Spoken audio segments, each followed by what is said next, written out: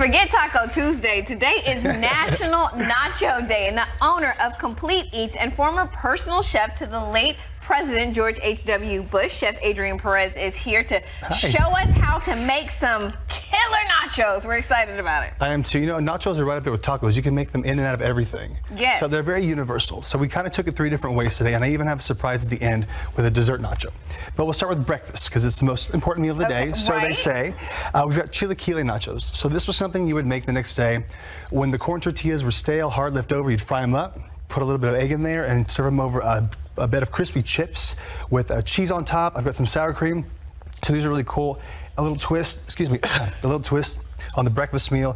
Radishes on the edge there to cut through the sweetness, and a little cilantro. So, and then all I did with the sour cream here is add a little bit of taco seasoning to it. So I like to do that one quite often. So did you just stir it up, just stir some taco seasoning into your sour cream? I'm very busy these days, so we've got to do things like that sometimes. Yeah. But the ranchero sauce that I made on this had a little Anaheim pepper in it, and a bit of roasted red peppers, and a bit of garlic. And all I did was torch those in the oven for a couple of minutes, and blend them together to make it like a chunky ranchero sauce. So that goes over the chips, eggs, a little cilantro, sour cream, and then finish it off with a bit of queso fresco. That's it. So it doesn't take too long to make, It does not. No, that's a quick and fast one. Okay. And I bought some beet red chips for that, so there's a little bit of color in there. Yeah, very nice.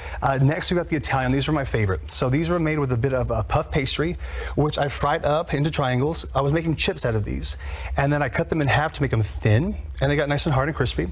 Ground beef, and then I soaked a little bit of these navy beans in red wine. Okay. Cabernet for that one. Pop. Garlic, let them get 30 minutes.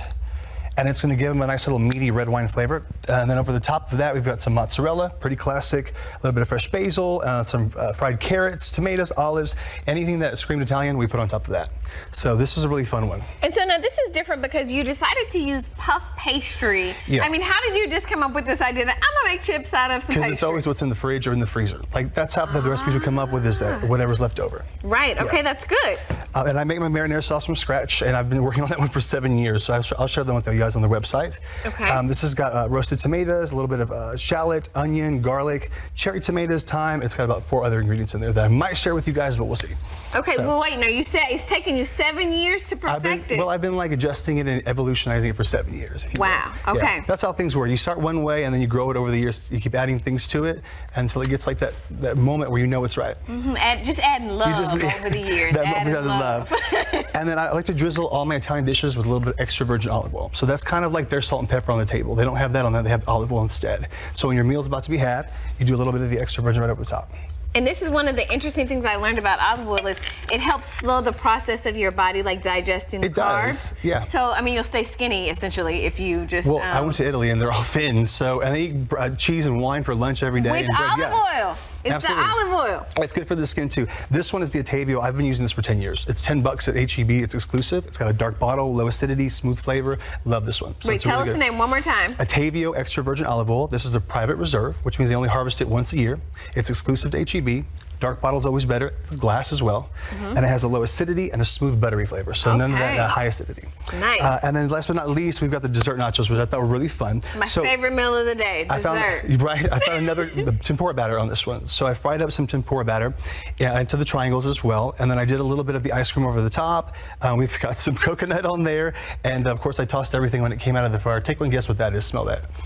Or maybe this. Oh, cinnamon and sugar? Well, nutmeg. It's the most popular spice around wintertime.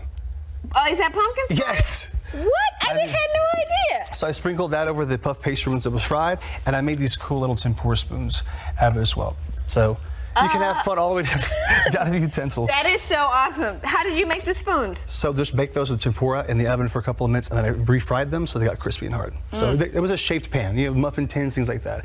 And then a bit of balsamic reduction over the top. Kind of like your chocolate sauce would be over Sunday. Okay. I've got some pink Himalayan sea salt for the salty sweet. So always add a little salt to your sweets and they make them enhance that flavor. A little bit of honey and maple together. This is something I found on the shelf. It's a combo of the two. It's Texas honey and Vermont maple, which is supposed to be the best. Nice combination. And then the really oddball thing here, stay with me on this, is the extra virgin Attavio organic. So this is also really smooth and buttery and fruity. So we pour that right over the top of the ice cream.